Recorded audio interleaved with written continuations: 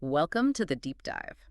If you've ever wondered why some students just seem to fly in the classroom while others struggle, or maybe you're a teacher wondering how to connect with every learner, well, you're in the right place. Absolutely. Today, we're getting into a really interesting piece, Classroom Applications of Cognitive Theories of Motivation by Nona Tollefson. It's like a shortcut, to understanding what really drives learning. Right. And our mission basically is to unpack how the way students and teachers think about success and failure, how those beliefs shape everything that happens in the classroom, experiences, achievements, the whole deal. Exactly. It's not just what happens, but the thinking behind it. These cognitive theories, they give us a lens to see why some kids are more motivated and how those beliefs ripple out, affecting grades, teacher interactions, everything. It's powerful stuff. Okay, let's get into it. The article kicks off with these two metaphors. The person as scientist and the person as judge. What's that about in a classroom setting? Well, think about it. A student walks in, and right away they're trying to figure things out. The person as scientist part is how they actively try to understand, like, what are the rules here? What leads to success in this school with this teacher? So they're observing, making mental notes. Yeah, exactly. They're noticing what traits seem to get rewarded, and they build these implicit theories about how to succeed. Little detectives, like you said. Like little detectives, yeah, trying to crack the code. Precisely. And these theories, even if they're totally subconscious, they really influence behavior. Now, the link isn't always, super direct. It's subtle, complex stuff researchers have looked at. And the person as judge bit. That comes in more when we look at teachers, how they interpret student outcomes, why they think someone succeeded or failed. But focusing on the student as scientist for a sec, the big takeaway is this. Students who expect to do well often do get better grades. Wow. Even with similar abilities. Even with similar ability. Right. It shows how much our expectations can shape reality. It's almost like a self-fulfilling prophecy sometimes. Okay, so expectation is key. How do these student scientists actually, do their work? What are the steps? Well, that article suggests a few stages. First, they pick their goals. Huh. Could be mastering a concept, getting an A, whatever. Right. Second, they gather info about the task. What did the teacher emphasize? How did I do last time? What are others doing? Okay, surveying the scene. Uh-huh. And third, based on all that, they judge how much effort they think they'll need. And it's not static, It changes based on the subject, the teacher, how demanding school gets over time. So constantly evaluating, adapting, predicting, trying to figure out how to get that win. Okay, so the million-dollar question. Why do some students put in all that effort while others just don't seem to? Ah, the heart of motivation, right? The article explores several big theories trying to explain this. We've got expectancy value theory, self-efficacy, goal orientation, how kids' ideas about ability change as they get older, and how they explain their wins and losses attributions. Let's start with that first one, expectancy X value. Sounds kind of mathematical. It sort of is. Basically, the effort you put in is like a product of two things. Yeah. Your expectation of success, like, can I actually do this and get the reward? Yeah. And second, how much you value that reward. So if either one is low, motivation drops. Exactly. Yeah. If you don't think you can succeed, or you just don't care about the outcome, why bother putting in maximum effort, right? Makes sense. Can you give us an example? Sure. Think about a really tough jigsaw puzzle. If you love puzzles, you've done hard ones before, you expect you can solve this one, and you value that feeling of satisfaction. You'll probably spend ages on it. Right? Yeah, totally. Now, someone who finds puzzles frustrating rarely finishes them. They might try if, say, a friend really wants help, so they value the social aspect, but they won't go all out, especially if they doubt they can actually finish it. Okay. And then someone who hates puzzles thinks they're terrible at them. Their expectation of success is basically zero. Even if there's a prize, they might not even start. Why bother if you think it's impossible? Or you just don't care? Got it. The article mentions a study by Vollmer. What did that add? Vollmer looked at how students calculate effort based on perceived difficulty and their own ability. He found study time and confidence predicting the expected grade pretty well. Okay. But here's the twist. The link between the grade they expected and the effort they actually reported putting in was weak. Huh. Why? Well, Vollmer thought maybe how they measured effort, like essay length, could be skewed by prior knowledge, not just pure effort. It just shows measuring these psychological things is tricky. Definitely complex. And what about Pinterich and DeGroote's work with 7th graders? How did value connect to effort there?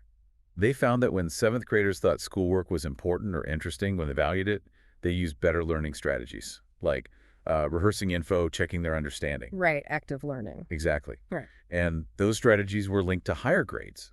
Initially, just valuing the task seemed linked to achievement, but when they factored in strategy use and self-regulation, that direct link wasn't as strong. So valuing the task pushes them to learn better, which leads to success. That's the idea.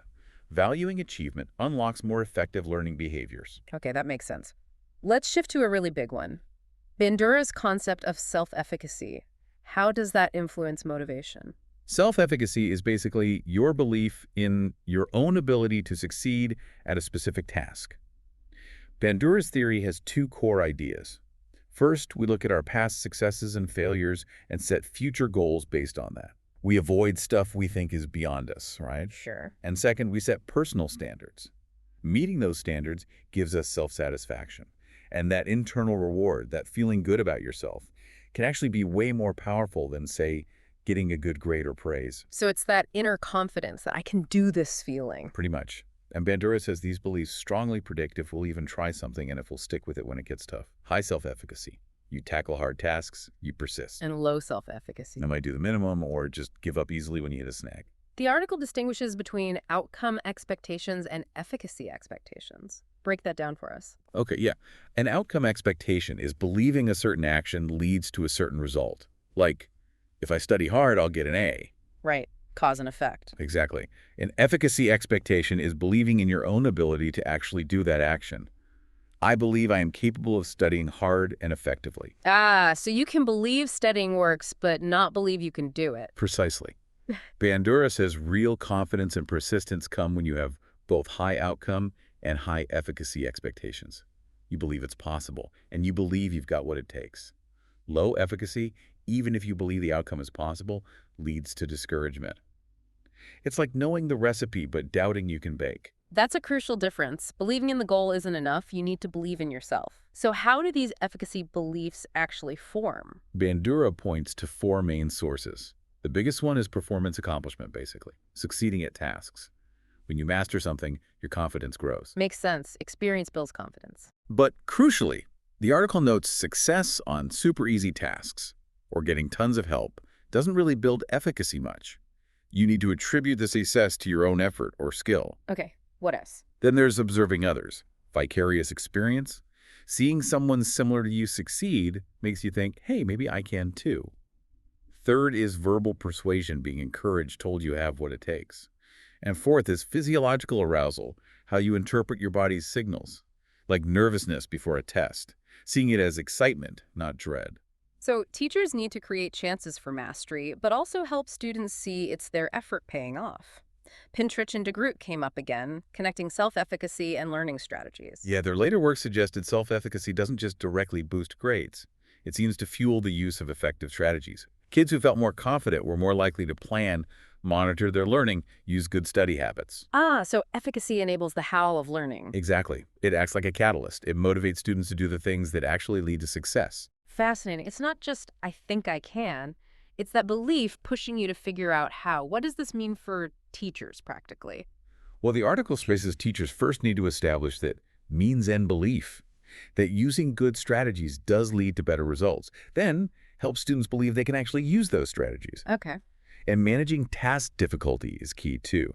Making sure tasks are challenging but achievable helps build both the belief that success is possible and that they have the skills to get there. Right. Okay, we've hit expectancy value and self-efficacy. Now, goal orientation performance versus learning goals. What's the difference there? So goal orientation theory, from folks like Dweck and Nichols, says students approach tasks with different main goals. Performance goals are about looking smart, getting good grades, basically showing competence to others. Seeking validation. Yeah. Learning goals, on the other hand, are about actually mastering the material, gaining skills, improving understanding. The focus is internal, on growth, even if you stumble along the way. Okay, looking smart versus getting smarter. How do these interact with self-efficacy when things get tough? This is where it gets really interesting. If you have high self-efficacy, you tend to put in effort anyway. Whether your goal is performance or learning, your confidence carries you through. Right. But for students with low self-efficacy, the goal matters a lot.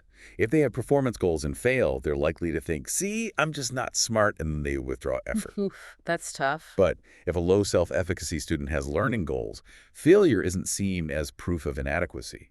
It's just a signal to try a different approach, maybe work harder. It's part of the learning process. So a learning mindset can be a kind of buffer against setbacks, especially if you doubt yourself. Exactly. Research supports this. MacGyver's study showed changes in perceived ability directly impacted effort. And Fleming found with calculus students that having learning goals plus high self-efficacy strongly predicted effort. So fostering that learning focus seems really important, particularly for students lacking confidence.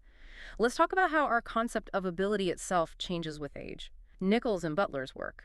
Yeah, this developmental piece is fascinating. Little kids usually see ability and effort as kind of the same thing. Try harder, get better, simple. Success is due to effort. Makes sense for young kids. But around 7 or 8, they start noticing how they stack up against others' normative comparisons. They begin to see that sometimes someone else gets the same result with less effort. The dawn of realizing ability might be distinct from just trying hard. Right. And by middle school, they have a more differentiated concept. They see ability as maybe having limits. That effort alone might not always cut it. This is where performance goals can get risky for kids with low perceived ability. Because they might reduce effort to protect themselves. If I don't try, failure doesn't mean I'm dumb. Exactly. It's that self-worth protection. But the article stresses that task-focused goals focusing on learning and mastery encourage continued effort across different ability levels. So keep the focus on the task, not just the outcome or comparison. Precisely. Butler studies found older students in learning-focused classrooms sought info to improve, boosting problem-solving and motivation. Younger kids, interestingly, looked for comparisons regardless. So it suggests elementary teachers have a big chance to build that task-focused culture early on. And secondary teachers need to keep reinforcing it so school doesn't just feel like a constant test of innate ability. Shift the focus from competition to growth. Okay, crucial stuff. We can't talk motivation without attributions, how we explain success and failure. Wiener's work is key here, right? Absolutely central. Wiener found successful students tend to attribute success to internal things like ability or effort. Failure. They blame lack of effort or unstable external stuff like bad luck that day. Okay. They see ability as internal, stable, mostly uncontrollable. Effort is internal, unstable, you can change it, and controllable. So success due to ability effort makes you feel proud, expect more success. Failure due to lack of effort means I could have done better, preserving competence. Exactly. But then there's Covington and Omlich's double-edged sword of effort. Yes. Tell us about that. It sounds intriguing. It is. While effort is usually good, success achieved with massive effort can subtly imply lower ability than success achieved easily. Like, wow, they really had to grind for that. Yeah, I can see that. Conversely, failing when you didn't try hard lets you save face. Well, I didn't really try, so it doesn't count. It protects self-worth. That's a really complex dynamic. How does culture play into this? Well, research by Graham and Barker suggests that in American culture, especially for older kids, high ability is often linked with not needing much effort. Appearing effortlessly competent is valued. Right, the natural talent idea. Yeah. And Nichols found adolescents often define high ability relative to others succeeding where others fail, ideally with less effort. This can make students hesitant to show they're working hard. So just telling kids try harder can be problematic. It ignores all this underlying psychology. It's exactly. Jagosinski and Nichols found college students didn't admit to personally slacking off to look smart, but they thought others might. It highlights the social aspect. The takeaway is effort, success, feelings. It's all tangled up with task value, expectations, goals, age, how we explain things. Simply demanding more effort misses the mark. Okay, that's a lot on the student side. Let's flip the script. How do these theories apply to teachers and how they explain outcomes? Great question. Just like students, teachers develop their own beliefs. They form outcome expectations. Do they believe all their students can learn? And efficacy expectations, do they believe they have the ability to teach diverse learners effectively? And these teacher beliefs, they really matter, don't they? They affect actual teaching. Hugely. The article makes it clear these expectations strongly influence teacher-student interactions, the strategies they use, how willing they are to put in extra effort for struggling students. And like students, teachers want to feel competent, so their beliefs shape their actions to reinforce that feeling. The article also mentions systemic issues in schools. Right. Things like the structure of the school day, teacher isolation. They can limit chances for teachers to observe others, get feedback, improve their practice. Yeah. Elementary teachers juggle many subjects all day. Secondary might see tons of kids briefly. Makes collaboration hard. It can. Things like interdisciplinary teams are trying to change that, foster more collaboration. And expectancy value and efficacy apply to teachers too. Definitely. For expectancy value, a teacher's willingness to try new methods depends on if they think it'll work, expectancy, and if they value the potential rewards or recognition value. Okay. And for efficacy, Bandura's theory suggests teacher satisfaction is tied to seeing all their students achieve. Broader standards matter, but teachers need to internalize those goals, which hinges on their own outcome and efficacy beliefs. If they don't believe it's possible or that they can do it, mandates might fall flat. So teacher belief is foundational. If they don't believe in the students or themselves, external pressure isn't enough. How do teachers typically explain differences in student achievement? Research suggests they often point to student ability, effort, their starting skills, and home environment. But the danger is, if teachers see these as fixed, they might develop low outcome expectations for some kids. Right, blaming factors outside their control. Exactly. One study mentioned by Bartel and Gutman found teachers actually reported fewer students failing than parents or students did, but they also had lower expectations for those students' future success. And they tended to blame lack of parent help more. And that distinction between can't do and won't do. Yeah, teachers often separate kids they think lack ability from those they think lack effort or interest. Effort and interest are seen as important. So even if a kid isn't seen as lacking ability, if they seem uninterested or aren't trying, the teacher might still predict low future success, seeing that lack of effort as stable. It seems there's a strong link between teacher efficacy and student outcomes overall. Oh, definitely. A review by Shannon Moran and colleagues showed a clear connection. Teachers with higher general and personal efficacy tend to have students who achieve more. Their belief matters. Okay, so teacher beliefs influence student achievement. How do teacher attributions, their explanations for student failure, affect their behavior? Wiener's work again. The key is perceived controllability. If a teacher thinks a student's failure is due to something uncontrollable, like low ability, they tend to react with sympathy, offer help, be supportive. Okay, that makes sense. But if they think the cause is controllable, lack of effort, messing around anything, they're more likely to feel angry, maybe punish, or withhold help. And this can extend to how they view the student's family, too. The article mentioned teachers being more willing to help shy kids or those with low ability, less so for inattentive kids. Right. And Wiener's study about sharing notes showed the same pattern, more help, if the absence was uncontrollable. But here's the catch, from Baker and Graham. The helping behavior itself can send a message. Exactly. Sometimes well-meaning help, like praising easy tasks, giving too much sympathy, offering unsolicited help, can subtly signal, I don't think you're very capable. Yeah. Graham and Baker's video study showed kids judged peers who got unsolicited help as having lower ability. So even trying to help can backfire if it conveys low expectations. That's a really tricky tightrope for teachers. This brings us to potential conflicts between teachers and students. Where do they arise from? A big one is disagreement over effort. Teachers value effort. But students, especially if worried about looking dumb, might avoid effort to protect themselves from the shame of failing despite trying. So the student is caught between teacher disapproval or feeling ashamed and incapable. It's a tough spot.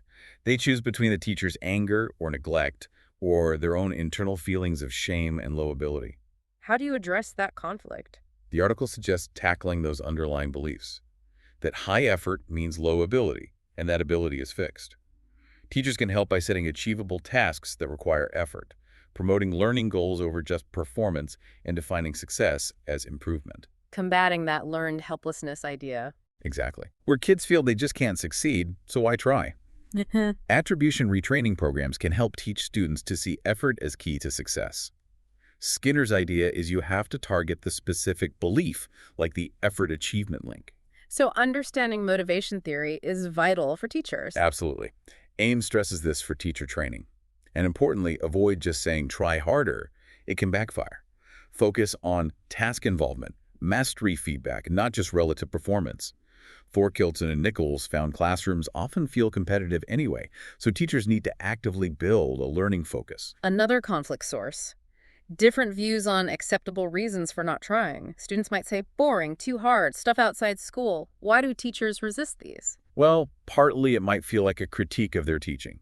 Boring. They also want students to take responsibility, not just blame external things. But there's a danger for teachers, too. Which is If a teacher starts thinking, these kids are just uninterested, they might subconsciously pull back their own effort. It protects their own teaching efficacy. It's not me, it's them. But that leads to worse outcomes, reinforcing the low efficacy. A negative cycle. a cycle of blame. How do you break it? It starts with the teacher's own outcome and efficacy beliefs. Teachers with high efficacy believe they can engage challenging students. Developing that requires having diverse strategies, adapting curriculum, building a supportive classroom community. Teacher efficacy really seems to come first. What about the standards movement? How does that fit in? It can clash if teachers feel pressured, but attribute failure to external factors they can't control. If they think these standards are impossible for these kids, they might be less motivated to change their teaching. So attributing failure externally reduces motivation to improve. Yeah. The article suggests standards that focus on improvement and recognize teacher efforts to use engaging strategies might be more effective in actually encouraging better teaching and meeting those standards. It's about fostering growth for everyone, recognizing the complex psychology involved. Okay, this has been incredibly insightful, digging into these cognitive theories. As we wrap up, what are the main takeaways for our listeners? I think the biggest thing is realizing how powerful these underlying beliefs are for both students and teachers. Just understanding that everyone operates based on their ideas about success and failure is huge. For teachers, it highlights their potential influence, how they can consciously shape motivation. And for everyone listening, teachers, parents, anyone interested in learning, what should they be thinking about? Maybe reflect on your own beliefs about success and failure. What drives you? Think about your goal orientation, performance, or learning. Notice that complex effort-ability relationship, and consider how environments, like classrooms or even workplaces, can be set up to really foster learning and engagement, not just competition. Really valuable points. And maybe one last thought to chew on. How could understanding these motivation theories not just improve schools, but maybe even help us in our own personal and professional lives, our own pursuits of knowledge and achievement? Thank you for joining us on this deep dive.